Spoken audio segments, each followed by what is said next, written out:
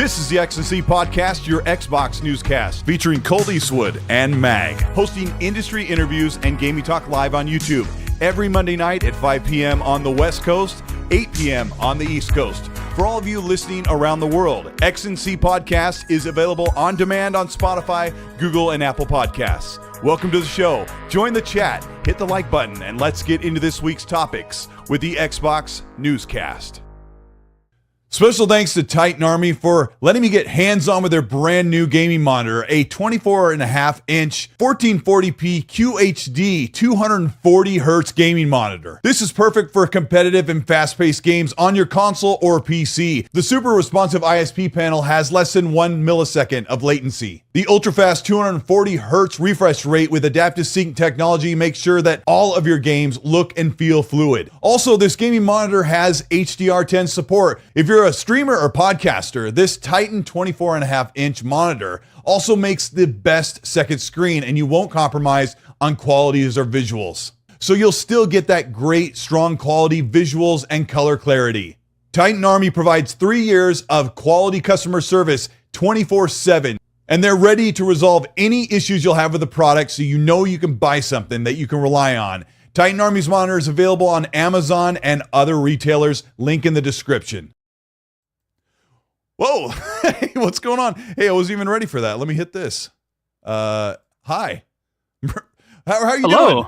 Hello. How's everybody doing? Colt, your internet's having some problems. You okay? Yeah. I think, no, I'm not okay. I think a piece of the hardware that I have, I'm thinking must be going out, because like every couple hours it just dies and then comes right back. So yeah, thank you everybody for sticking around. I'm here with the Randall Thor 19. We just finished Indiana Jones: The Great Circle and our reviews. How are you, Rand? Yeah, well, I mean, I think both me and you finished Indiana Jones on Monday, because I spent a lot of time playing this game, Colt. I was like 8 hours, 4 days in a row. I think it was like, we got the game and it was just like, I'm going to play it. And I played it for like 8 hours straight the first day and then 9 hours the next day. Like we were just putting in the work. Yeah. And it was great. Been done with Monday, kind of mopping things up, did the review yesterday.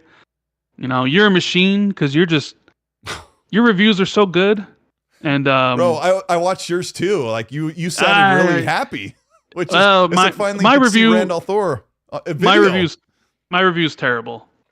Like I honestly thought I put out a bad video. Oh, well, no, I thought it was good. It was just we talked before you started the. Yeah, you knew my thoughts about the game.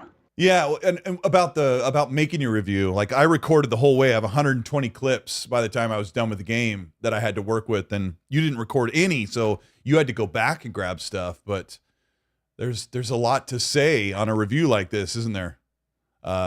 Yes, there is. Yeah. There's a lot to say, and we're here to sort of talk about it. Yeah, so where do we start? I mean, I guess... So, people are saying, or I've seen a couple people saying my mic sounds strange. Oh, like, does it sound doubled? I don't know. Huh. Okay. I will look and see why it would do that. I don't have a second version of your mic. Where are you at? Or say something. Yeah, I don't know. Oh, okay.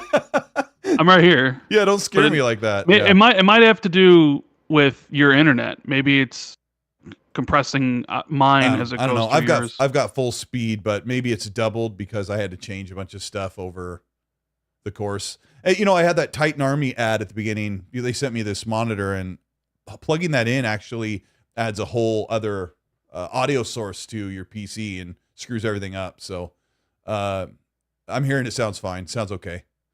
Just muffled above, move the mic back. I don't know. Whatever. All right. No issues with sound. We're good. Sounds like Randall Thor, which is good. Yeah, where do we start? I guess the Metacritic scores came in, and I guess we were talking before the game, when we're kind of done, we had an idea of where we were going to score it. And it's sitting at an 87 right now. I'm keeping the tab open because it's very fluid right now. It's an 87 still. It's we're in the opening hour of the reviews, so I don't know. What do you think of the game, Rand? Like some people, maybe not everybody's watched your review. but like, what's on the top of your head for Indiana Jones? And Top of my head, huh? Okay. I really, really, really like this game. And it does a lot of things exceedingly well. But there's also some flaws that the game does have. It's also going to be a your mileage may vary type of game, right? Because it's all about expectations, first and foremost, to me. Okay. A lot of people might be expecting this to be Wolfenstein, considering it's from the same developer, Machine Games, and over-the-top action adventure in the vein of, say, Uncharted or Tomb Raider, the games that were inspired by Indiana Jones. And that's kind of the one things I wanted to get across in my review, and I want to mention here, is that this isn't Wolfenstein and it's not Uncharted. It's its own thing. It's its own unique thing. It's a first-person cinematic exploration puzzle game. I think that's how I dubbed it. Okay. Where the majority of the game, you're going to be spending your time uncovering the mysteries of the Great Circle.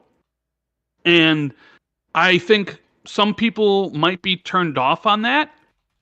But for those of you who are Indiana Jones fans, this is the game you've been waiting for. Because you can talk about the game and the gameplay and all those minutiae, but I feel like you have to talk about the licensed property that they're doing, right? This is an Indiana Jones game, so does it capture the essence and spirit of the Indiana Jones movies? And I think it nails that across the board, right? This essentially is the Lost Indiana Jones movie. It's like they found some archives in Steven Spielberg's basement and is like, this is the movie set between Raiders of the Lost Ark and The Last Crusade. And you can tell just from playing the game how much the team at Machine Games adores and loves the source material, which sometimes can be a little finicky, especially in Hollywood, where the writers think they're better than the authors, right? Like the writers of Game of Thrones thought they were better than George Martin, or the writers of Wheel of Time think they're better than Robert Jordan, right? All those things where you don't respect the source material, but you can tell with this game and the team, the love that they have of Indiana Jones shines through for the entire experience. And it's all on the shoulders of Troy Baker's performance. Because I said this to you before. You sound like you're reading a perfect script right now. Well, I mean, obviously, I recorded my video yesterday, so some of this is already things I've said, but these were things that I've been sleeping on my thoughts for a while. I beat the game on Monday, so I've been stewing with my thoughts, wanting to get them out there. But I think a lot of this has to do with the fact that if you don't believe that you are Indiana Jones and it's an indie game, then it sort of all kind of falls flat. But Troy Baker murders this role, dude. Murders this. Yeah. He is so freaking good at Harrison Ford impression, even though it's his own unique thing. You know, sometimes we play games or you watch movies and you know the actor. Like, oh, hey, there's Christopher Judge doing Kratos. Or, it's Ben Starr doing Clive from Final Fantasy 16. Or Melissa Jurgensen doing Hellblade 2. Honestly, or Jennifer Hale. Yeah, you can hear. Yeah. Or, Steve Downes for Master Chief. And at some point during this experience, I stopped thinking of it as Troy Baker doing Harrison Ford, and I just thought it was Harrison Ford. I'm like, that's Indiana Jones. The mannerisms, the way he speaks, the jokes and everything. They completely nailed that aspect. The way how he doesn't open his mouth as much when he talks, the way Harrison Ford, like Troy Baker, you could tell he did that in the vocal booth and the performance capture. Well, I think he did this is mostly performance capture, but all the lines, like how he kind of, he does kind of this, like Han Solo and Indiana Jones and Rick Deckard. It nails it. But I was I thought it was funny that Troy Baker is so iconic that like Gina would say, "Indy, are you okay down there?" And you go, "I'm fine." And it would come off a lot like Booker from BioShock Infinite, Booker meets Harrison Ford meets Indiana Jones. But I agree. I feel like, and when I played the preview and when I played the whole game, yeah, I was just like won over by how he really was Harrison Ford. And I like to tell people that that he's playing Harrison Ford, not just Indiana Jones, because I remember when we first saw the preview, the teaser trailer for Indiana Jones, we thought, what are they going to do? Are they going to have Bethesda's version of Indiana Jones? Is it going to be like they're not going to use the likeness of Harrison Ford, are they? I don't know if you remember having that conversation with other people, but I remember early days, like 2020, were like, is it going to be the likeness of Harrison Ford, or are they going to say, like they did the Guardians of the Galaxy, the Star-Lord, that guy was great. It wasn't Chris Pratt, but he was great. And they went all the way for it, and they nailed the Harrison Ford, I think. So yeah. Anyway, I mean, dude, we got to mention how this is perhaps the most cinematic game Xbox has ever put out, right? Finally. I mean, it's not even so much finally, but I know Xbox usually strays away from that with a lot of cutscenes, but for an Indiana Jones game, you need it.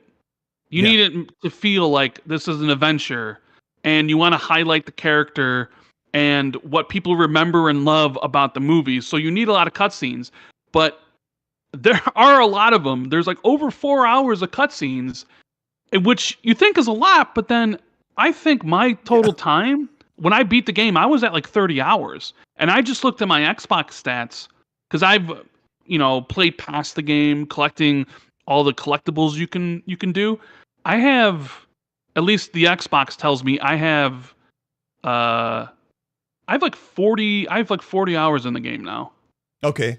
Yeah. So, yeah, I don't know. I know you were also putting a lot of time into it. Yeah, and I was not nearly as thorough. I think you took a quick look at mine, and I have half the achievements that you do. But in the second level, it's really a semi-open world. In the very second level, when you start the full part of the game, you were telling me on the phone, like the end of that night, like we were like secretly talking about, because we're behind the embargo fence, and we're talking about it, and you were like, oh, I've been over here and grabbing all this. I'm like, I didn't do any of that. And so once I got off the phone with you, I changed in the third level how I was scouring around the world. But when you say 4 hours of cutscenes, people were mocking that online. Like, what is this 4 hours of cutscenes trash? Like a Final Fantasy game can have 15 hours of cutscenes.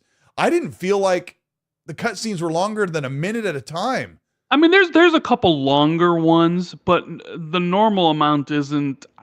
You might get a cutscene for 20 seconds. Sure. Right. Sure. And they go out of the first person gameplay seamlessly into third person. Although there might be a little, I'm not Digital Foundry when it comes to this stuff about the resolution and, I don't know if there's stutter, I didn't really notice any of that during my playthrough, but to me, the transitions between first person and then the third person cutscenes were well done. There might've been a couple hiccups here and there, but it's surprising to play a game from Microsoft that has that level of cutscenes and cinematics in it, because usually those are reserved for something like Gears of War. I mean, they really don't have a lot of games that do a bespoke character with cinematic storytelling. A lot of Xbox's games are you play this, you build this character, and you just take it from there. But yeah, the cutscenes were great. I felt like Indiana Jones seemed a little bit short. Like his body seemed to be stock. I remember him being tall and slender in the movies more than his in-game character. And throughout my whole playthrough, every time I saw his whole body, I'm like, is his pants kind of baggy, those khakis, or is he just a little bit shorter than he should be? Maybe they had to compensate because Troy Baker's like 6'2" or something, but I don't know. I don't know if you even noticed that, but I didn't really think of his height at all when I was playing it. But let me ask you this question: since we're talking about the game and the reviews, you put out your incredible review. I think you gave it an 8. Mm-hmm. I put out mine. I gave it an 8.5, and there's a couple things that was preventing it from being in that 9 range. I guess I'll ask the question to you: you've seen the reviews come in. It's sitting at like an 87 or 86 on Metacritic right now, and whatever it is on OpenCritic. Are you surprised by the review scores?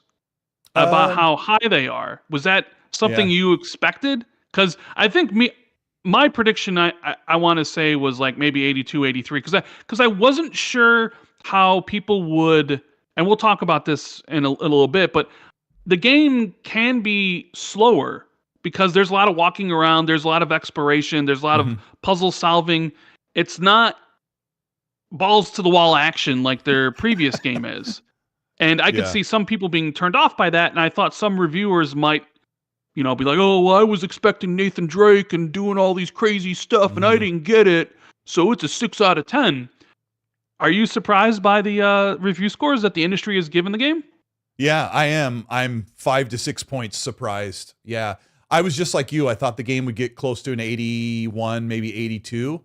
But my biggest problem is the pacing, and we can get into those issues, but you get midway through the game and it just starts getting better and better and better. I'm like, one of these things could have been translated up earlier in the game, and you could have been on this 30-hour theme park ride. Because some of the game does feel like you're, if you've been to Disney a lot and you go to the Indiana Jones ride. What's the name of that Indiana Jones ride that's at Disneyland in California in Anaheim? I can't remember what it's called, but I didn't even know they had one. It's been there since the 90s, the early 90s. Okay. My wife and I have been on that ride like 3 times. When you walk into the queue, Rand, it has you in a tomb with all the line queue for people, and you go through and it's all dark and stone, just like some of these levels like you're seeing on the screen. And then you get in a Jeep. You get this big Jeep that holds like 8 people, and you go rumbling around through the ride, and stuff's happening. It's awesome. But the point of that is that Indiana Jones many times feels like you're in a simulator. Like they strap you in, and they give you the controls, and like, you're now Indiana Jones, and here's the big moments that happen in the movies. And that stuff is really great. And people may not understand that when they watch some of the gameplay, or when they first start out and you're walking around, you're picking up things going, what's this, Marcus? So I don't know. Yeah, you're also surprised about the score, huh? I mean, I had a range where I thought the game would. It was a difficult game for me to think about how other people would view it. Like, I know how I like it, right? Like, I was like, I'm comfortable giving this game an 8.5. I feel like it completely nailed aspects of the game. I wish combat was. I definitely wish stealth was a little bit better. Yeah. So, like, I do have a couple nitpicks that prevent it from being a 9. And I told you this earlier today. When I'm thinking about the next game that Machine Games is going to do, and I'm a big Wolfenstein fan, and I've been clamoring for the third one to cap off the trilogy. Like, we don't even recognize Youngblood. Doesn't even exist, right? We want that third game to cap off the trilogy with BJ Blazkowicz. Yeah. But after finishing this game and sitting with my thoughts, I was like, I kind of want Indy 2.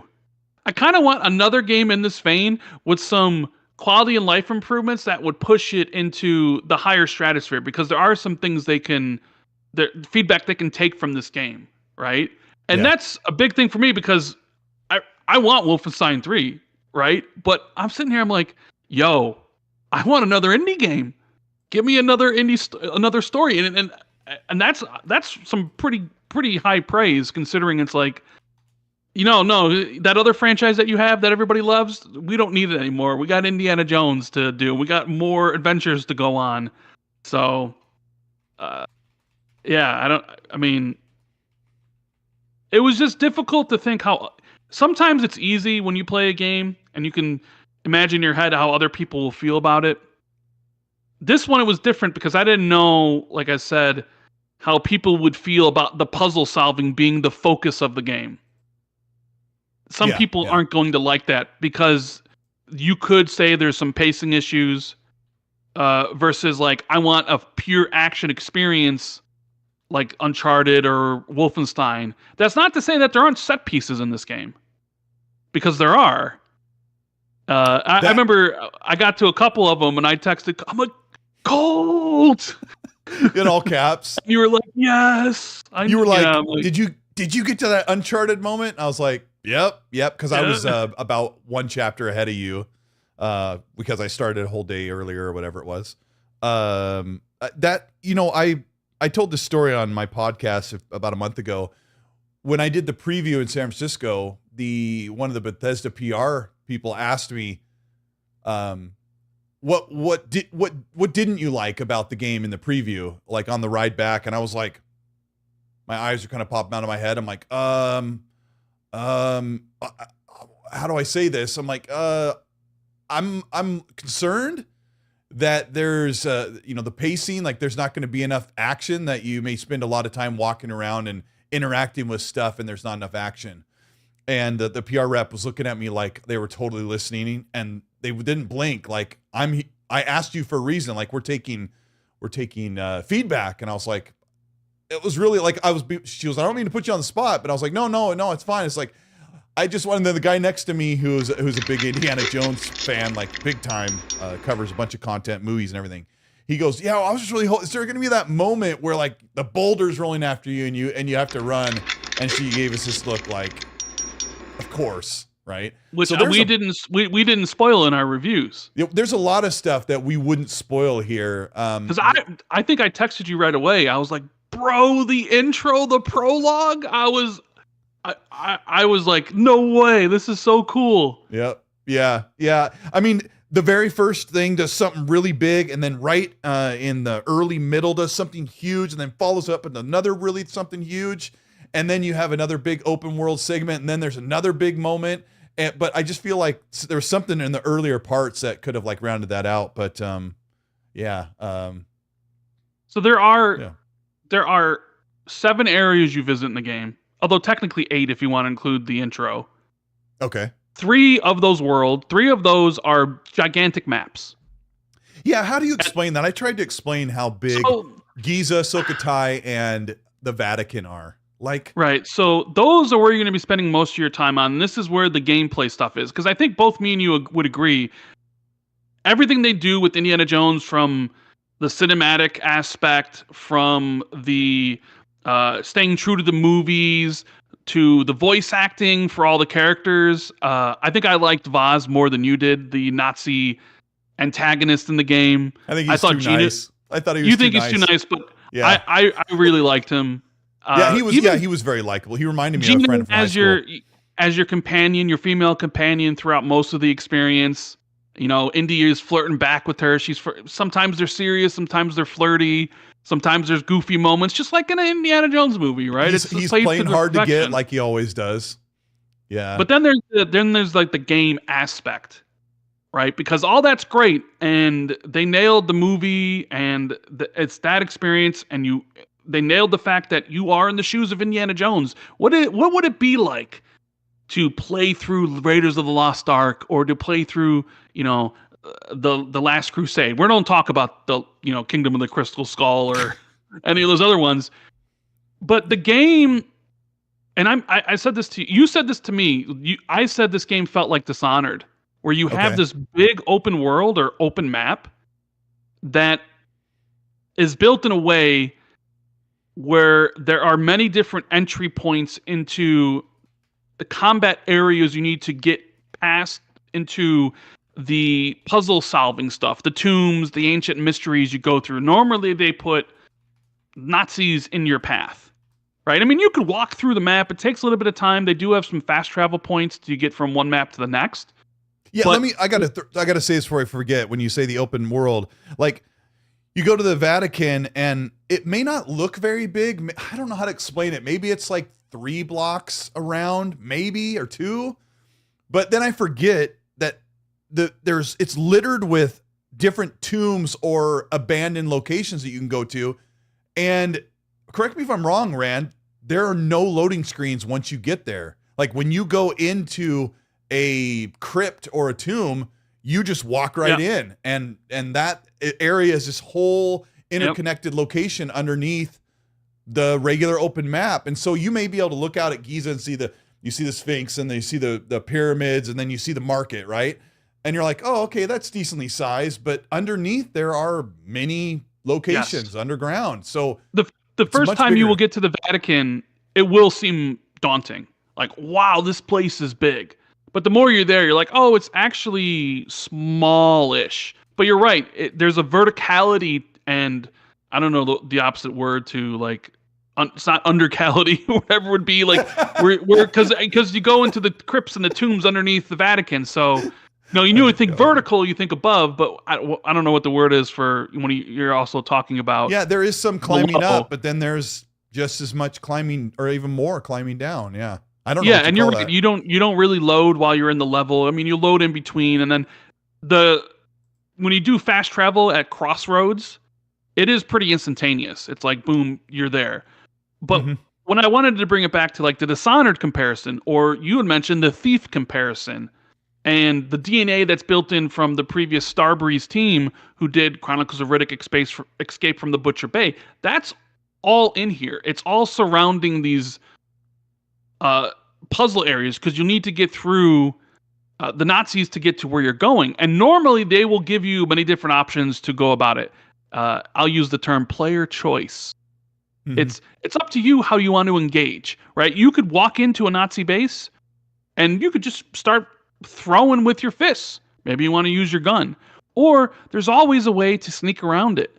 If you want to sneak around and knock all the enemies out, you can do that. If you want to sneak around and like climb up stuff, take a zip rope past all the enemies, you can do that. There might be a space underneath the floorboards where you're going underneath the buildings only to pop up into something to avoid a lot of, like, that's the Dishonored Thief comparison of, hey, there's an objective here I need to do, but there's multitude of ways that I can actually do that, right?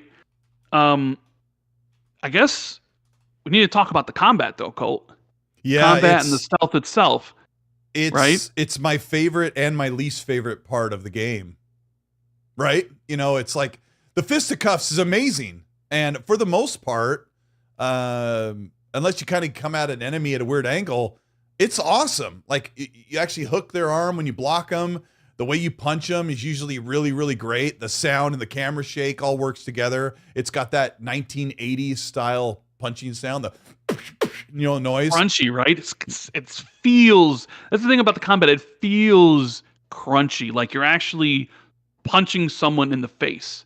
And when you combine that with the whip, oh man, the whip makes it all so much better. I sort of feel like it feels good when you're fighting maybe 2 or 3 enemies at a time. But when they all come at you, it kind of all devolves because they're all ganging up on you. It becomes a mess. You got to run away.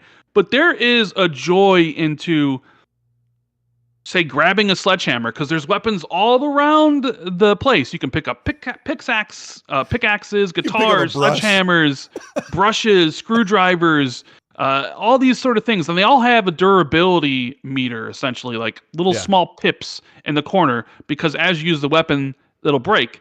And sometimes, in most games, I'm like, oh, I don't like that. But in this one, there's weapons all over the place, so it doesn't really matter. Yeah, they're all throwaway. You pick up a weapon, you go up to somebody, and you just do a charge swing, and boom, the guy's knocked out. Then that guy next to you sees you, right? So he starts coming at you with his baton. And then boom, you hit right bumper, you crack that whip, knock the gun or the weapon out of his hand, pick it up, beat him down.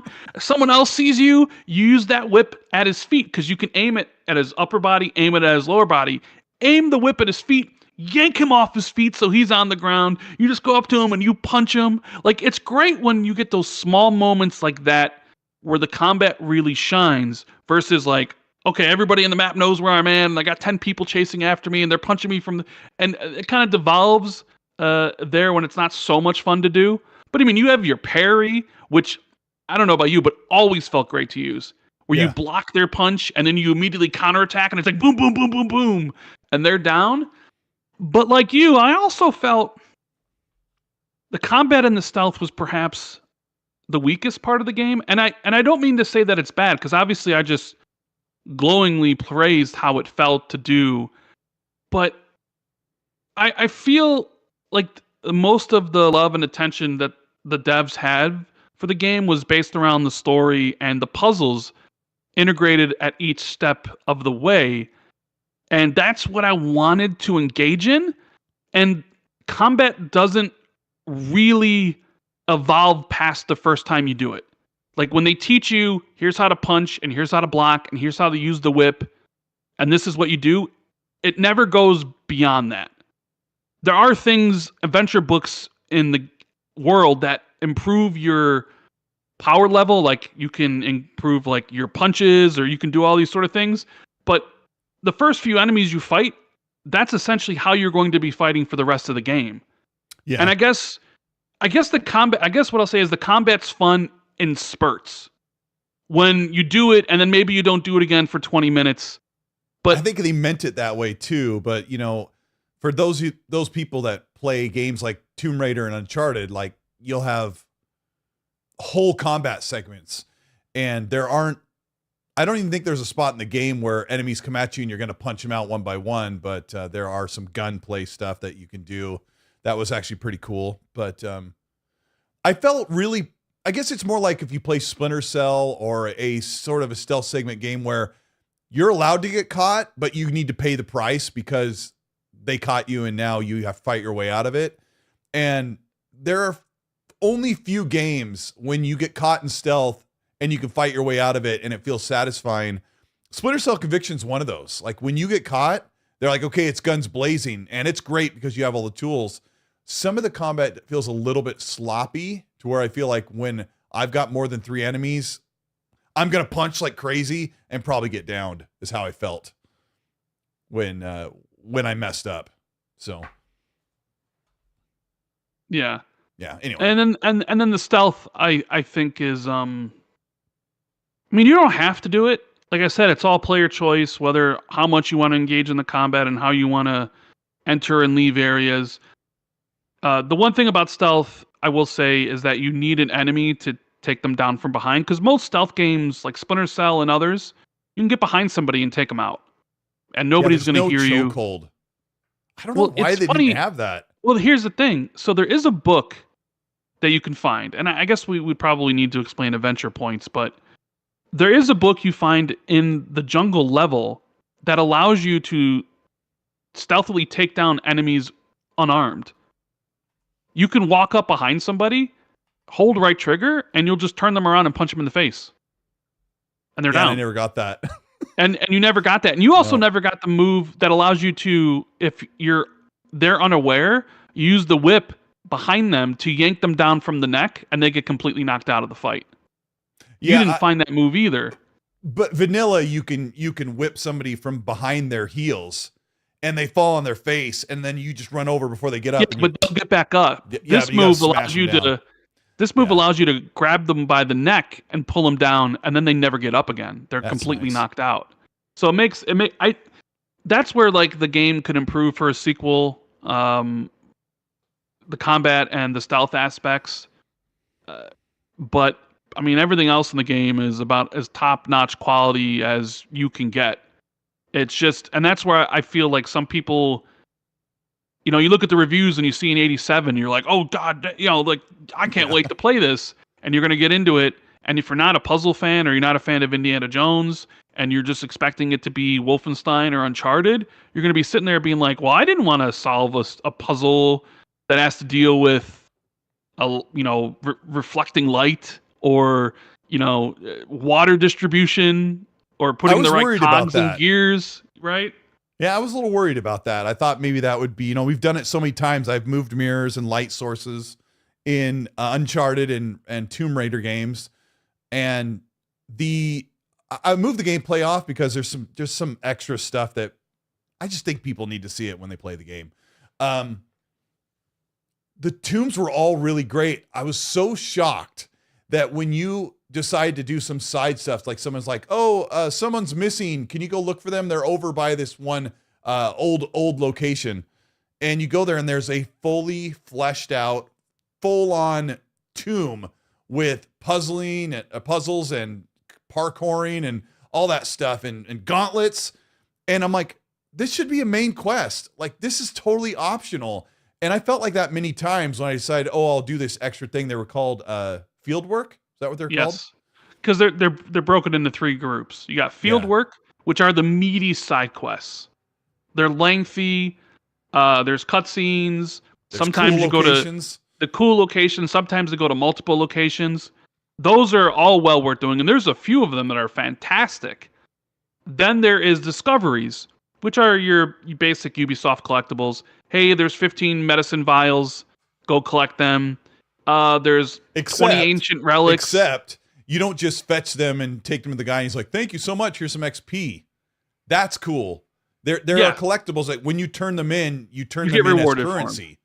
Yeah, if you collect enough medicine, you are able to trade that in for adventure books that increase your health or your stamina. Yeah. Because we didn't even mention this game's stamina based too. You can't just throw punches willy-nilly. You get tired. Yeah. You know? So let me read this super chat real quick. That was a while to you. Purple Haze, thank you so much for the $5 super. Says, Rand, how the heck are you live here and at the same time on the Iron Lords premiere video right now? Yes. Talking, was that episode already shot? He asked. Yes, we recorded the ILP episode on Tuesday. So that is past Rand. You're getting present Rand right now. Fresh produce Rand. You're getting present Rand. And the third tab would be the mysteries. And the mysteries are also puzzle-based, but they're more local in nature. It's usually you'll find a note that's like, oh, there's this is the one that stumped Colteastwood. He texted me about it. You find a chest or a note, and it unlocks a mystery, and it's like, okay. So this note has a picture of all the different clouds that could possibly be in the sky, and they're numbered. And then the other note has the times of day and the type of clouds that we're seeing. And using both those notes, you got to figure out the four put them together. The 4-digit. Yeah. So Colt's like, I can't figure this. Rand, what's going? What? He's like, I got this, code? But it's not right. And I'm like, and I finally found what he was talking about, and I sat there for a little bit, and then it dawned on me, and I sent Colt the code. I'm like, here you go, and he's like, how did you solve that? How did you solve that? Yeah, you can crack chests or safes by figuring out how to get into them, right? But you can steal money from the Nazi tents and try not to get caught so you don't get into a fight. And the money is not, you can use the money to buy stuff that you want to make your character better. I was so shocked when I played the game that you improved Indy along the way and that there was so much going on besides just picking up things and looking at them. Because I love Tomb Raider to death, Rise of the Tomb Raider and stuff like that, right? You pick up an artifact and you go, oh, it's from the Neolithic era or whatever. And then that's it. You get some XP. You pick up a lot of stuff in the game that is used later for, I don't know, to make your character, your experience, or unlock another opportunity to do something cool. I just didn't expect that. Alfonso says, Rand exposing Cole is a fraud. I was so stumped on that, yeah. I didn't want Rand to explain more about that because that's just a side thing you'll see. But there was like a list of numbers on one of the notes, and I was so locked in on figuring out the key between those. And then there was like a special mechanical thing that we had that we were on the phone today, and I said, which one stumped you the most? He goes, oh, it has to be this one at this one location. And we both had two totally different, like completely blocked problems. I didn't realize this. Rand didn't realize that. We both couldn't get through it, and we had to work it out. Well, it was like here's the things to solve it, and I'm like, this is right. Why is it not working? And I'm walking around the room being like, I'm missing another note somewhere. I'm like going back to the level. I'm like, I've missed something because there's no way you can solve it with just these things. I think I spent a good 20 minutes there, and I was getting frustrated. And it was a main story thing, which they do allow you to use your camera, which is an item that you get where you can take pictures. I think that part's really cool because it's like Indy is chronicling his adventure. You take pictures of different places, you get the adventure points, but then the pictures are put in your journal. And you can always refer to your journal, and it's like it basically is. It reminded me a lot of The Last Crusade, where Harrison Ford's dad had his journal detailing his quest about the Holy Grail, and it had all of his notes and his pictures and stuff. And I thought that was done really well here. And when you're in a main quest, you can take a picture if you're stumped of the puzzle, and it'd give you some hints. And I'm sitting there, I'm like, yeah, I know this. Give me another hint. And I take another picture, like, and it would give me a different hit, and I'm like, yeah, I know this. Like, I kept on taking more pictures. I'm like, what am I doing wrong? Yeah, and then they gave you up to 4 hits, and I'm like, I already know all those things. It's like, yeah. and the solution presented itself, and I sat there and I face palmed, and I'm like, oh my god, I'm such an idiot. I think most of the puzzles, or all the puzzles in the game, were pretty decently okay for difficulty. I remember in Rise of the Tomb Raider, there was a puzzle where I thought, there's no way. There's one in Uncharted 4 where I was like, there's no way I'm going to finish this. Like where you had to lining up all this stuff, and it gets really complicated. But they were all really different. There was all different locations that you went to, and each of them had like a different. Nothing really repeat itself. There's even a tomb that looked like it was straight out of Doom. It was really orange and fiery in there. There's a lot of flames, and it looked like it was like out of the Dark Ages, which is really cool. Yeah, those locations are awesome. And then when you kind of come outside, you're like, oh, I want to go into my next thing. And there's, how many tombs are there per levels? Like when I went into Giza, it seemed like there was quite a bit that you do in each of the main levels. So I think each main area, because there are some shorter levels of the game. Each main area has 4 field works, so 4 bigger side quests. They have 8 mysteries. I think that's the number, 8 of them, like each area, and then a bunch of discoveries, a bunch of collectibles that you can find. And what I like about like even the notes that you find or the pictures or the stuff is like Indy always has something interesting to say when he picks it up. And you'll read something, you'll get maybe the backstory about Vaz or any sort of things, and Indy will have a quip that kind of like feels perfect for the type of game that you are. You're Indiana Jones. He's going to say a lot of things, right? But yeah, so there's 4 per, and I think all those are well worth doing. Collectibles that's up to you. Do you really want to go? And that's where the game sort of felt like a Ubisoft game, where you're moving just from point to point on a map just to collect things, even though collecting them all or a set amount of them gives you rewards outside of just adventure points. It did feel like, oh, I gotta go over here to collect this, and it did feel at that point like, oh, this is like Assassin's Creed. Like I'm reminded of running the rooftops to pick up the feathers or whatever, where you're just going point to point. Like that? With which collectibles? No, just like in the level when you're like trying to find the relics or you're trying to find the medicine thing. When I was just strictly just going from point to point and not naturally exploring. Yeah. Right. Yeah. Then it felt like, okay, well, this is just your regular collectible stuff. Yeah. So what do people want to hear about in chat, Colt? Well, I mean, I put up a poll. What do you want to hear about, the best parts or worst parts? And it was like 50-50. They're kind of getting both at the same time. You have any super chats you want to get to? Yeah, I got one here from the Gaming Cook. Thanks so much for the £2 super. Says, as someone who badly fears snakes, could I survive? No comment. There are right? snakes. There are snakes in the game. Yeah, there is a joke. You know, he does get scared. There are some good funny moments in the game too. Oh, dude, there's a couple of them I laughed out loud. Yeah. Yeah. There's a couple of them. I'm like, oh, dude, this is such Indiana Jones, man. That's the best part of the game, is the love and passion you see from the team in perfectly recreating the Indy legacy. Right? They didn't shit on it. They didn't think they could do it better than any. It's they respect it, and it's just that's a good word. There's total respect for the franchise. And we're going to see the reviews come out this week. The love letter to Indiana Jones, right? You always get the quintessential. Oh yeah, like the love letter. Ooh, it's a love letter to racing. Gran Turismo 7, right? Yeah. It dropped to an 86 on Metacritic. So it's over. It's too bad. F around and find out. Indiana Jones 86. The music's great. We tried to put the music in our reviews, and they got flagged. Yeah, because to go along with Indiana Jones, not only does it have to sound like Indy, look like Indy, but the soundtrack to it, right? Like, I don't know about you. See, the thing is, I'm an Indiana Jones fan. I'm not a super fan by any stretch of the imagination, but I am someone who's seen the movies multiple times. The 3 of them. Right? I've seen the other 2, but it's just like, whatever. I don't really want to see Indiana Jones as he's 80.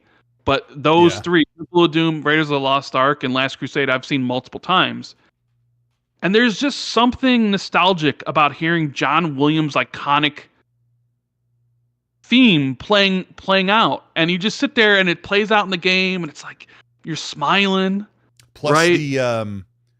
It's like the Indiana Jones love theme, which is a lot like the love theme from Star Wars New Hope. Identical, like almost identical song. And that plays at moments. It's like, oh, it gets you the nostalgia feels so strongly. I really love that. The music's great. Yeah, you cannot put John Williams music in a video. Like, I tried lowering it real low. I tried cutting it up, and YouTube's like, nope. So, Fonz Gaming says, I wonder how Red Dragon's doing. Yeah, well, I mean, he's used to this, I'm sure.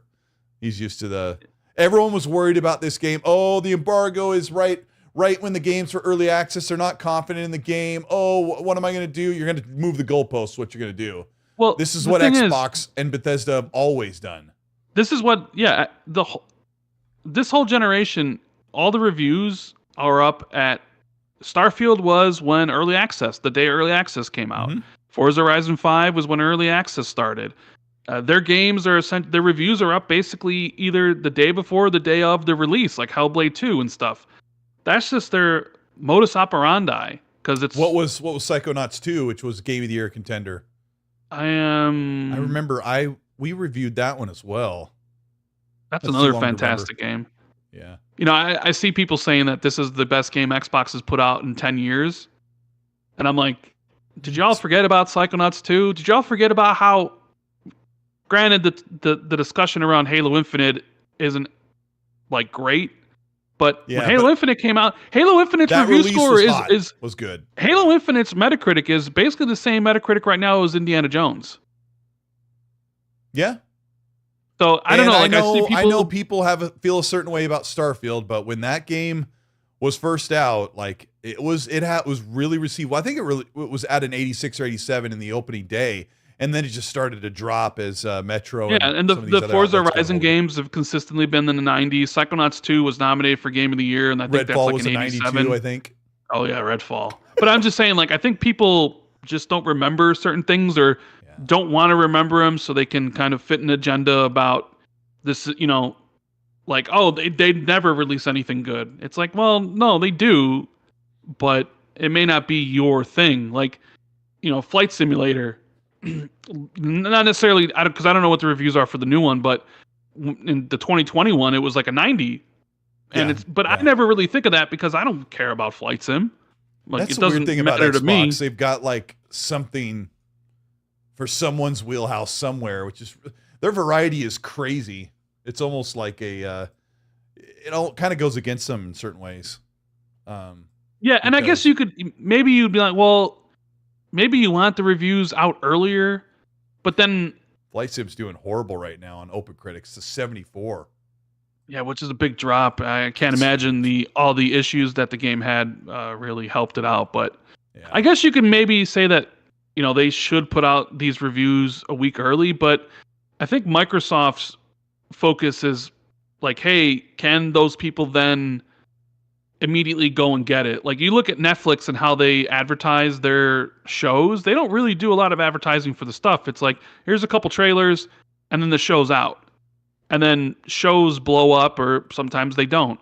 Like Suicide Squad,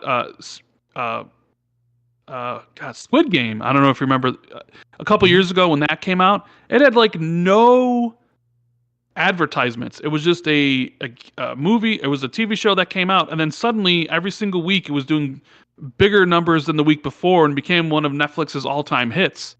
And it strictly did that just off of word of mouth. And I think sometimes, because I know there are some ex-Netflix executives at Xbox, and I sort of feel like sometimes their marketing head for a while was Jarrett West, and he came from Netflix. So I sort of feel like sometimes Xbox wants Game Pass to be their marketing tool for them, where it's like, hey, if we release reviews the week before, people can't actually get it. So we'll wait till... Really? We'll wait till the game's... Yeah, they'll wait till the game's out. So now the game's out, right? The reviews are out. It's so they're doing damn good. So now people are excited. Do they really feel like if a hot review comes out for a game and they have to wait 3 days to play it on Game Pass, if they're Well, I mean, there's also the that's what they're doing right now. There's actually. the development issue of like how long, when does the game go gold? How long are they going to give you to play it and stuff? But when you think about the word of mouth virality, is you're going to have people who see those reviews now and are immediately going to be able to turn on their Xbox and can play it, whether it's by buying the $100 version or sneakily buying the $35 version if you're a Game Pass member and you can play it today, right? So now it becomes FOMO. Sure, the game's coming to PlayStation sometime next year, but if you want to play it now, you either got to spend the money on the PC or you got to be a member of Game Pass. And then you can wait, but hey, maybe you don't want to wait. Maybe you want to give us an extra $35. Isn't it? I think it's really, the more I think about it, it's pretty disingenuous to be raising a warning flag that the game is being reviewed on the day of early access, the $100 version. The game isn't publicly available until the 9th, in 4 days from now, right? In 4.5 days, the game is out. And they're like, I think it would they're not confident. It's out in early access right now. I'm like, so the best games get their review 7 days before? Like, when everyone's like, they're like, wasn't Astrobot's review and Elden Ring's reviews came out like almost 7 days before? Astrobot was like the day before it came out. So what the crap are they getting so upset about with the early access? I mean, like I said, it comes down to when games go gold and when they can get the games in reviewers' hands. Sony's this generation, Sony has been very more lenient towards when they come out. Last generation, you would give a review of Last of Us or God of War like a week in advance, but they haven't really done that so far for a lot of times here. And I think it would be more disingenuous to hold the reviews until launch, right? Yeah, it's like, here's early access. The reviews are out there. You can make the decision for yourself if you want to pay $100. I mean, you could get in the whole minutia about, should Xbox be doing this? Is it really day one or all that stuff, which isn't really the purpose of this podcast, right? This purpose is really talk. Marsh says in the chat, very disingenuous, Colt, to be doing everything behind early access. They're giving you critic, journalists, and content creator review scores right before you can buy it on early access. Now, I would tell you, it's never what is the point of previewing or pre-ordering a game?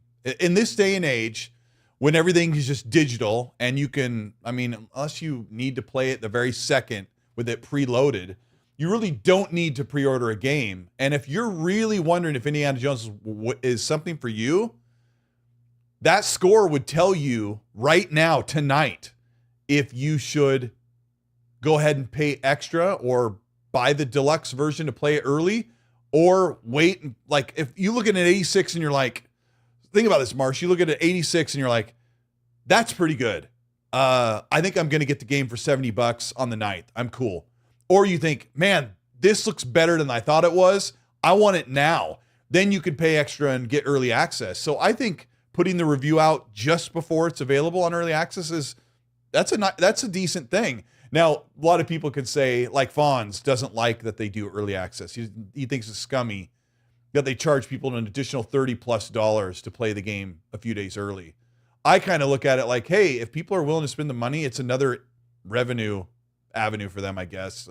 You don't have to, but FOMO is a big deal. Is, I would agree if they didn't give you something in return. So you can pay it early, but you also get access to the future DLC. Now, granted, future DLC might be not good, right? So you don't know what exactly you're paying for. But like with Starfield early, if you wanted early access, it gave you Shattered Space, which some people like and some people don't. This one, they're also doing an expansion, Secrets of the Giants, I think. And if you do pay the early access, you do get that as well. I feel like you actually are getting something then for your money. Like, okay, you are going to get this in return, and you can play it early. Yeah. I think it's just an extra way, because look, FOMO's a real thing, folks. Yeah. There are some people who just can't wait, right? And they'll see the scores, and they'll be like, hey, $35 is not bad to play it a couple days early. in a perfect world, sure, everything would be launching one day for everybody. We don't live in a perfect world. We live in a capitalistic society where everybody's trying to get money out of you and as much as they possibly can. And you know what? Consumers have voted with their wallets because almost every single game now launches with the version that launches a few days early. With some extra content. So, with some extra stuff. And guess what? People we can bitch all we want about it. Like my buddy Fonz can bitch all he wants about it, but people voted with their wallets, and the companies are just gonna follow the money trail. Yeah. And it's been deemed okay. Yeah, Fonz and I also are like big FOMO guys too. We don't like to wait. And it's hard to wait. We talk about all the time when a game is awesome and we want to play it. Yeah. Oh man. What else do you want to talk about with Indiana Jones, Colteastwood? I'm trying to think. I wish we could talk about our favorite moments, but I don't want to spoil anybody on the things that happen in here. Right? I mean, that's the tough thing about making the video.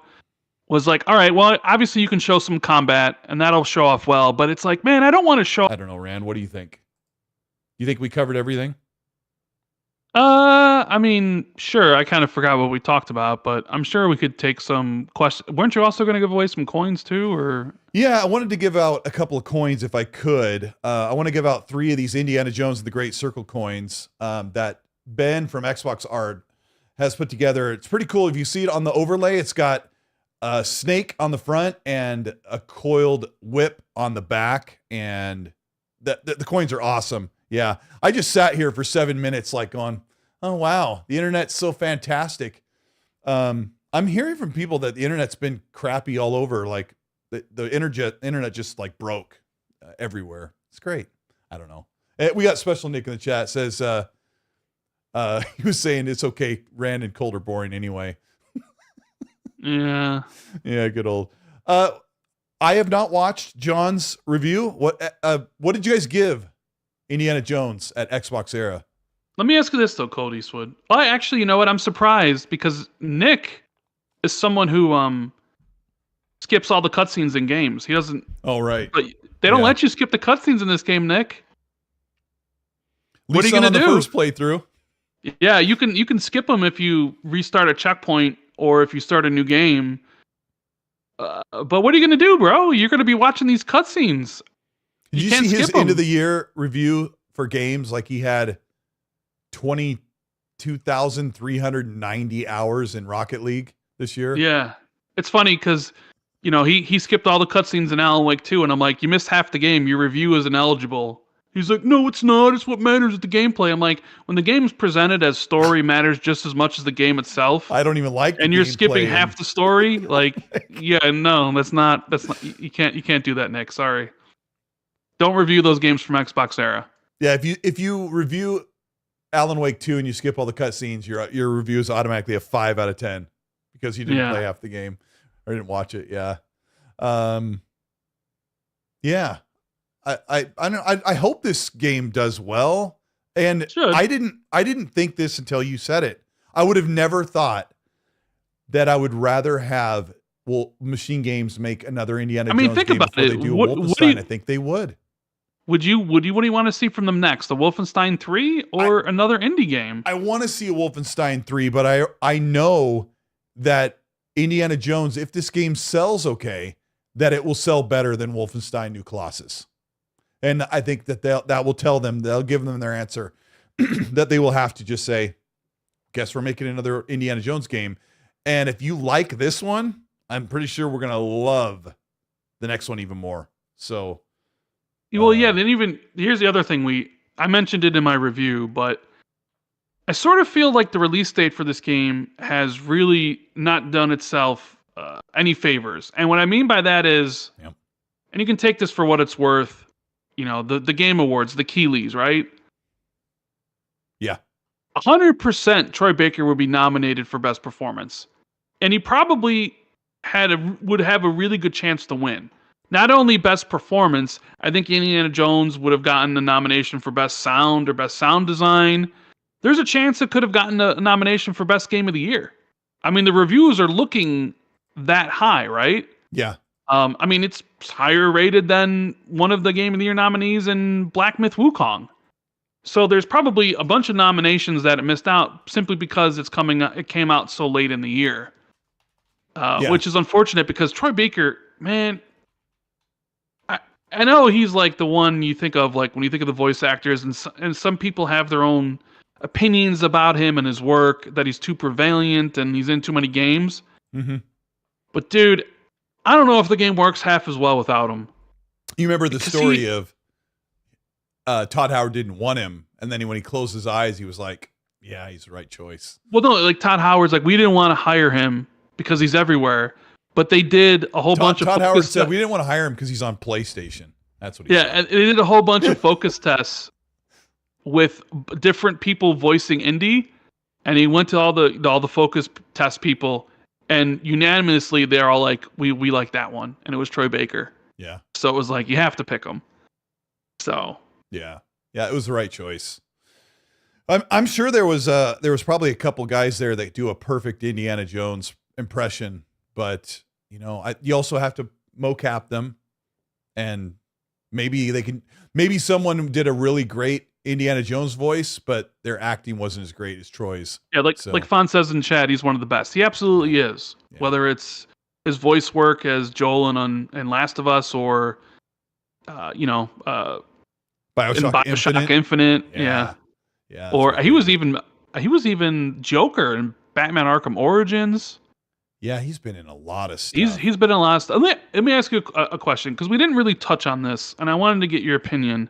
Okay. Traversal in the game, the use of the whip, right? We know you use it in combat, and it's done really well. It's actually fun to do consistently, constantly, no matter whenever you're in the game. Like, it's just fun to just grab them with the whip, bring them towards you, and punch them in the face. Yeah. But this game also has you climbing ledges, shimming across stuff, using the rope to move up and down. And I wanted to ask you, did you feel it was too slow? Yes. Yes. But then it makes sense. Traversal was too disconnected. I don't know if that's the right word. When you whip up to a ledge and pull up, like, it was painfully slow. Like a real person would go up there. And when you swing over like a bar or something, it was not as fluid as other games that have a whip mechanic or a swing mechanic. So that could have been better. And some of the first person mantling was slow too. Well, the third person when he's doing this hand over hand on an edge, it was like you could press down on the left stick, and I was like pressing down on it to try to speed him up, and it barely sped him up. So yeah, I mean, in comparison to Laura or Nathan, who goes super fast, it's like, okay, well, Indy is not a spring chicken. Yeah. And I don't really think you do a lot of shimmying anyways. Like, you do a lot of rope climbing up and down. But I just thought, like, I'd ask you, because I thought it was a tad bit slow, even though it made sense within the universe they created. Just like the gunplay. Because we didn't talk about this either. Because you said when you're in it was down that we thought we talked about everything. Yeah. But we really haven't talked about the gunplay. No aim down sights, which was like, why didn't you do that? Like, this is the worst gunplay. You don't really shoot that many enemies, and when you do, it's like you're not really supposed to, is how I feel, the way they treated it. But why couldn't you aim down sights, and why were the enemies taking so many bullets? I had clips in my review where I shot a guy in the neck and face like 3 times before he finally fell over.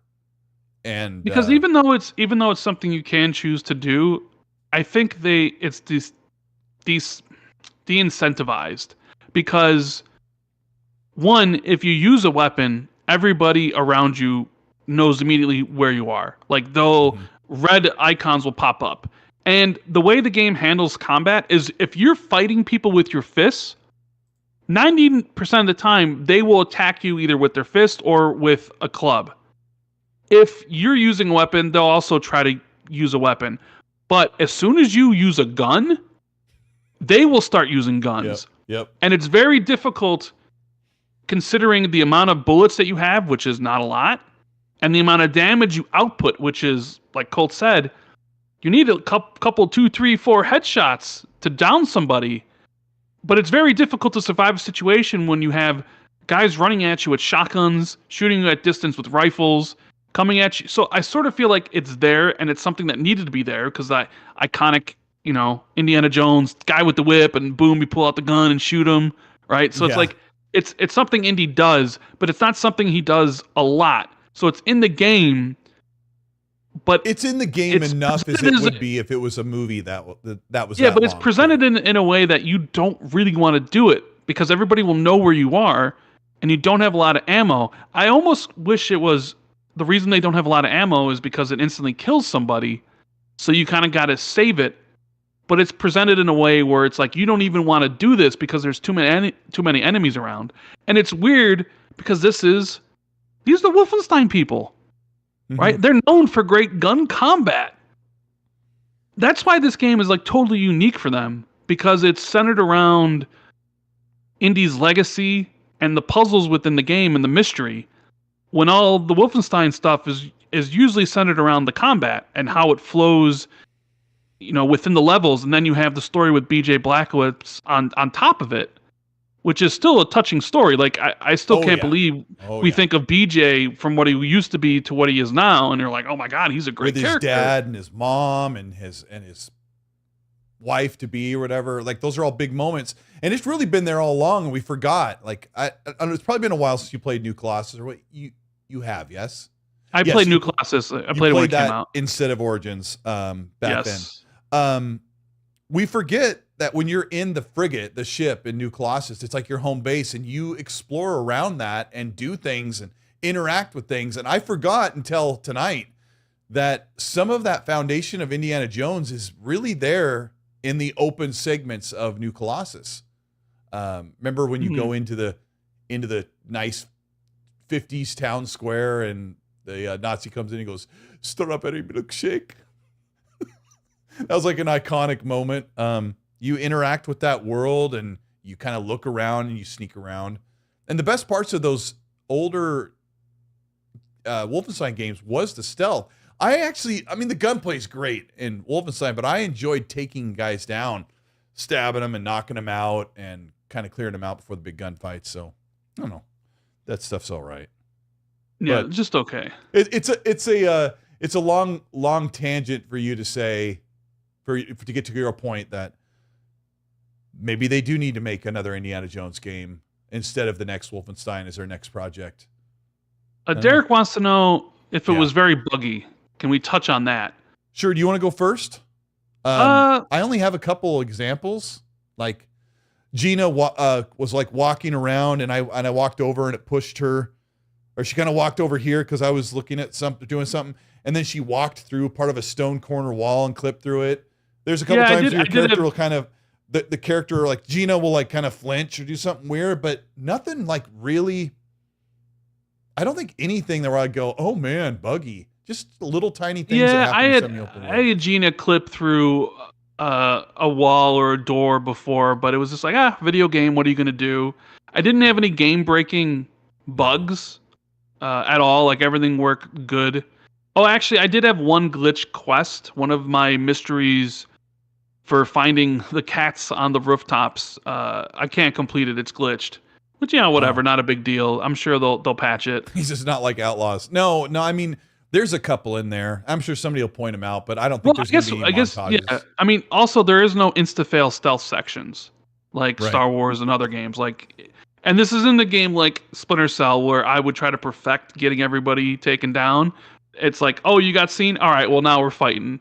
I would try to do it, but there's like, all right, we're fighting now. But yeah, nothing, maybe, you could say maybe there's some jank with how you'll pick up an item or place it on the table. It just goes from your hand to the table without any intervening movement where you don't, it's just like you're holding it and then it's on the table. They do a little bit of a big deal. Yeah, they do some shortcut stuff because Indy pretty much interacts or grabs or rotates or turns everything. And so if you grab something off the wall, his hand comes out really fast and it will teleport like a few inches, but it does it really quickly, so they don't have to fuss over it.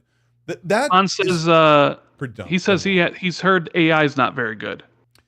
Not. I would say the AI is not good at all. No, but I don't know what you'd really want, because you do have the 4 difficulties you can select, and each difficulty determines how aggressive the enemies are. I mean, the enemies spot you so easily and so quickly. They do. But I'm trying to think of where.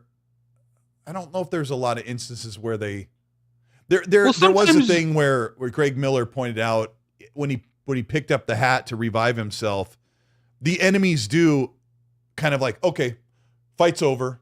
Like, you're down. They're like, okay, he's done. We killed him. And they start to walk off, and you put your hat on, and they're like, Greg Miller's making fun of because he was fighting two soldiers. They downed him and said, take that, Indiana Jones. And they turn around and walk off. Well, he gets up and puts on his hat, and they're not looking at him. And so he's like laughing. They're just standing there. I'm like, well, they don't know you got up. They thought you died. Like, you resurrected. And he was making fun of that. I'm like, I guess they could have made that a little more, they could have changed the way that the enemies react. Like, when you get up, they're watching you. You're like, the same thing happens in Sekiro, where you die in Sekiro, the enemies think you're dead, and then you resurrect, and then you can just go and attack them.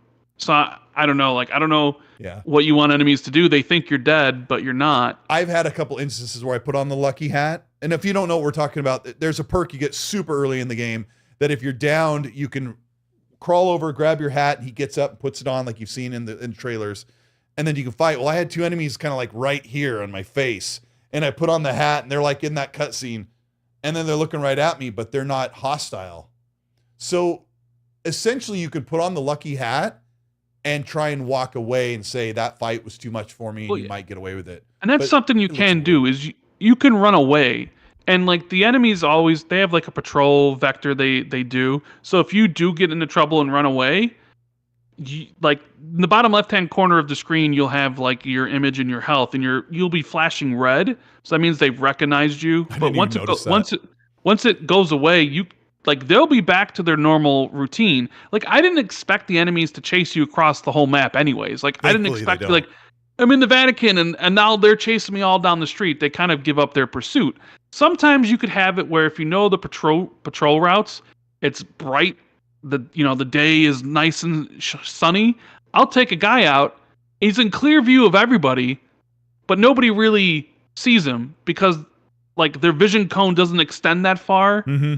I could sit there and work on a puzzle in a Nazi camp, and I've taken out the one guy who actually comes over here. Even though I'm surrounded by all these Nazis, I can kind of solve this puzzle. I actually did that a couple times. I was solving this puzzle while I was surrounded by all these people because I knew nobody was actually going to see this guy or come around to where I was. So I guess to say, like, in that sense, the AI is like brain dead.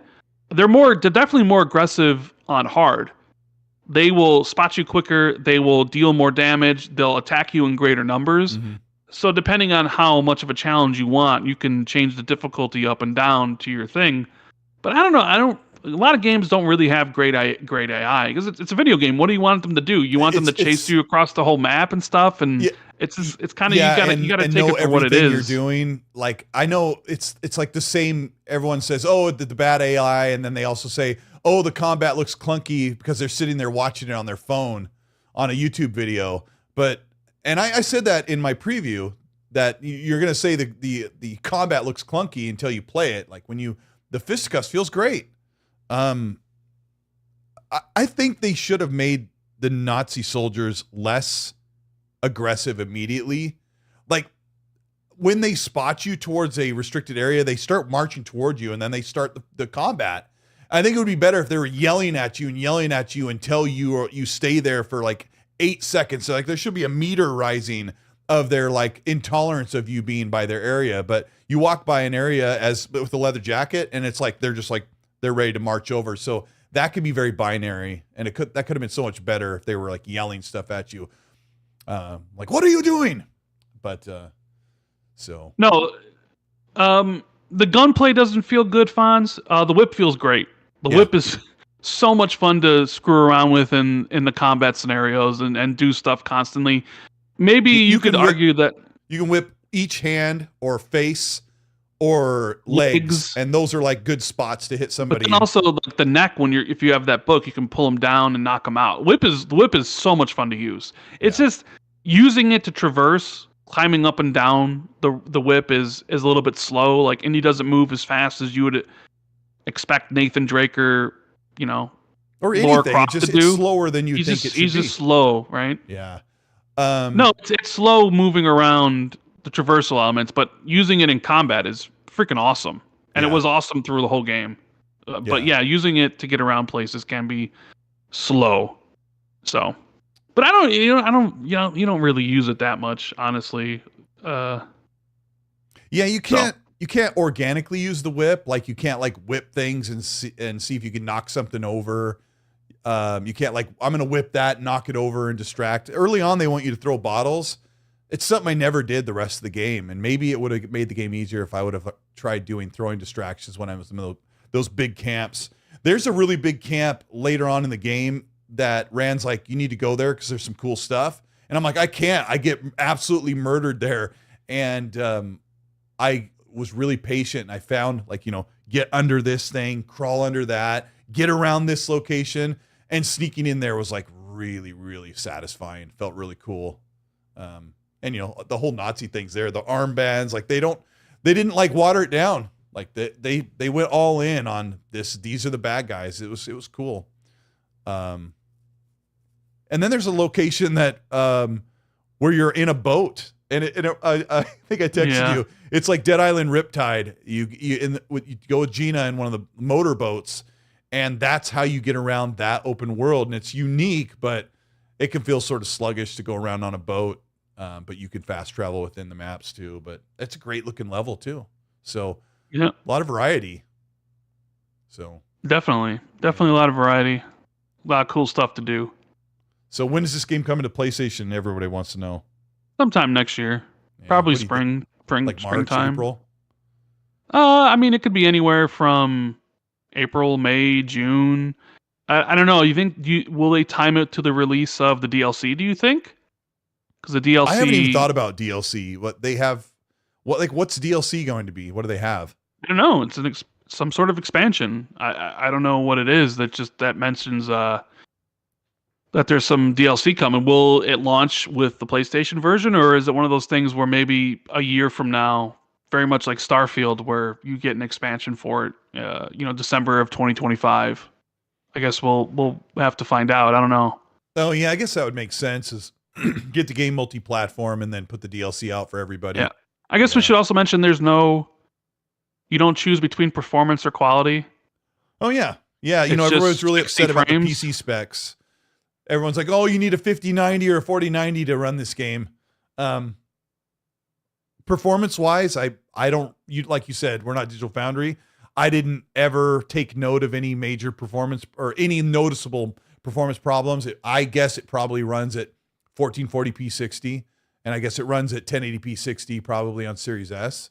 So I don't know. If you want path tracing, good luck on PC. I doubt it's going to look that much better. I know that when I see comparisons on YouTube, I'm like, all that for that? Because I think the interiors and the lighting looks great. And you really don't need ray tracing in this game. I don't even know what it would do. I guess the water stuff could look amazing. But you think it looks good, right? Yeah, no, I thought it looked really good. The close-ups of the characters, the indoors look great when you're in the Vatican indoors, like the shiny like tile. Walls and stuff. Like the marble that comes off well. I mean, sometimes in the jungle, like the trees, or the grass or whatever may not be the best when you're trying to like get up close into it when you're like looking at it with a microscope or something, but I thought the game looked great and it runs great. 60 frames. It's like finally an Xbox next gen only game that runs at 60 frames from the get-go outside of Forza Motorsport. No, I don't have to wait 8 months to get 60 frames on this or whatever. I don't think reviews were available for PC. We played the game through the Insider Hub. No, on console. I think you could get it on Steam. I think you could. Oh, you could ask for a Steam key? You could ask for a Steam code. Okay, because I looked on the Xbox PC app and I couldn't get it there.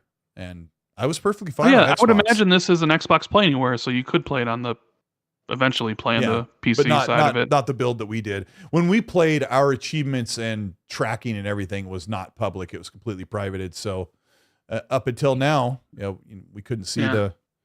Fonz wants to know if this is my game of the year. No. We already know what your game of the year is. What's your game of the year that came out this year, though? Well, yeah. I mean, the best game I played this year is Cyberpunk. It's the game of the generation. Don't listen to what Fonz has to say. It's not Elden Ring. It's Cyberpunk. Although Elden Ring is a close second. Yeah. My game of the year is a battle between Prince of Persia: Lost Crown and Silent Hill 2. Was Prince of Persia last December? No, it was January. Oh. What was the other one you said? Silent Hill 2. Oh. Oh, yeah. Interesting. Indiana Jones is probably going to be in my top 5 for the year. Yeah. When I sit down and think about all that stuff. What about Infinity Nikki? That's Gaz's game of the year. We already know that. I told Gaz, I'm like, don't make fun of that. That's going to be a big deal. And then I went to PAX and they had like the biggest booth in the whole venue. And that game's a 9. Who is it? Marsh says Marvel Rivals is at 444,000 players on Steam. Yeah, we knew it was going to do well. Yeah. And it's good. I've played it. If you like, I don't love those sort of things. It's a melee and projectile based Overwatch with better characters, cool characters. It's amazing looking. Yeah, that game's going to do pretty well for a little while. I guess Fonz doesn't like my 2 choices. I guess Fonz doesn't like good games. It's a shame. What? He doesn't like that you chose. He doesn't like Prince of Persia or Silent Hill 2, but I guess that's just more proof that Fonz just doesn't like a good game, man. Elden Ring's amazing, but the narrative is hard to find for me. I mean, what is the narrative? Like, there's lots of lore videos for you to catch up on. Oh yeah, I'll watch the lore videos on YouTube. But when you play Cyberpunk, you get the whole thing. It all female plays V out. all the way in Cyberpunk. Absolutely. Yep. Yeah, Prince of Persia. Yeah. Anyway, I guess that's probably enough. Rand, it's been a busy week. Let's just take it easy, and I'm gonna relax tomorrow. I think I'm just going to play games, and I'm going to go play more. I'm going to try to go finish off 100% on indie right now. I still got a few more relics to get and a couple more notes and stuff, but yeah, that's what I'm going to do. Yeah, I have a lot left to do. Yeah, there's that gameplay. Yeah. Well, thanks, Rand. Thanks for stopping by. And I think, it's good that you put out your review. It's going to do well. I'm glad you made a video again. Twice a year ordeal. Four months. We need to get back in the content creation aspect of everything. Get on camera and do all that good stuff. But it felt good making the video, especially for a game I really enjoy. Yeah. Hopefully that comes across in how much we like the game when we're talking about it, despite the fact that there are some critiques, that you could level at it. There are some things they can improve for a sequel, and I want a sequel. I want another one of these, The pacing and the combat needs to connect properly with the rest of the game, or my gripes. And there's quite a bit of complaints that I put in my review with an 8 out of 10, but I really want to make sure that while I'm talking about all the stuff I love, I need to really illustrate the stuff that I don't love as I kind of learn how to do reviews, which I'm kind of new to it as well. So tomorrow I've got a sponsored video. It'll be tips and tricks, a guide of how to play the game, like what you should look for and how you should. Rand would be the best guide because he's got unlocked everything. But tips and tricks on how you should play the game to get the best out of it. Really, the best advice is just it's not short. Just enjoy it. It's an experience. It's not meant to be over in 8 hours. And take your time and look around and just soak it in. That's Indiana Jones: The Great Circle. Randolph Thor. Yes. Thank you so much. Colteastwood. Thanks for having me for the monitor review as well. Where can people find you? What's next? What's next is we have Xbox 2 tomorrow, unless Jez cancels on me for whatever reason. It moves to Monday. And we have to do it Monday, and he has to send you a message again. But no, we should be doing Xbox 2 tomorrow. I'll be talking more of Indiana Jones, obviously there, and Jez will be talking about stuff. And I'm sure we'll talk about Sarah Bond and the information that came out today and all those things that happened. So yeah, we will be talking about that tomorrow. If you have a chance, go check out my video, and play Indiana Jones if you're interested, and let me know what you think. Yeah, I can't wait to hear what everybody says about the game when they get hands on it. But I know a lot of people are playing right now. We appreciate you for stopping by. Rand, I'll talk to you later tonight. Have a good day, everyone. Hit the like button on the way out, and we'll talk to you soon. Watch Rand's podcast tomorrow. Yeah, Right. or else. Or else. All right. See you guys.